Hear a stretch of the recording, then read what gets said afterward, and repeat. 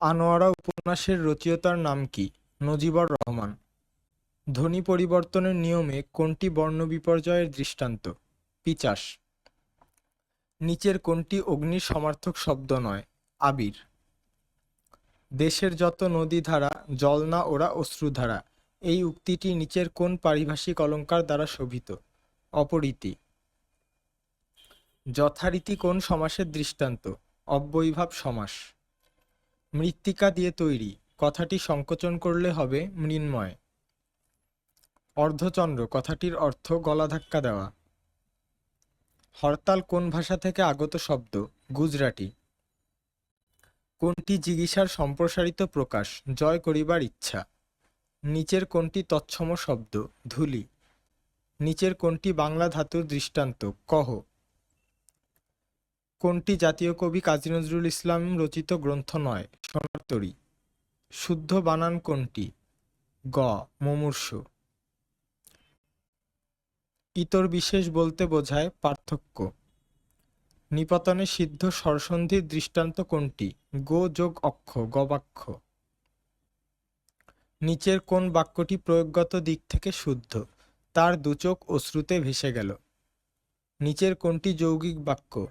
ছেলেটি চঞ্চল তবে মেধাবী। চণ্ডীমঙ্গল কাব্যের উপাস্য চণ্ডী কার স্ত্রী? শিব। শ্রীকৃষ্ণ কীর্তন কাব্য কোথা থেকে উদ্ধার করা হয়েছিল? গোয়ালঘর থেকে। বিদ্যাপতি মূলত কোন ভাষার কবি ছিলেন? মৈথিলী। মনোরমা বঙ্কিমচন্দ্রের কোন উপন্যাসের চরিত্র? মৃণালিনী। ব্যক্ত প্রেম ও গুপ্ত প্রেম কবিতা দুটি রবীন্দ্রনাথের কোন কাব্যগ্রন্থের অন্তর্গত? মানসী।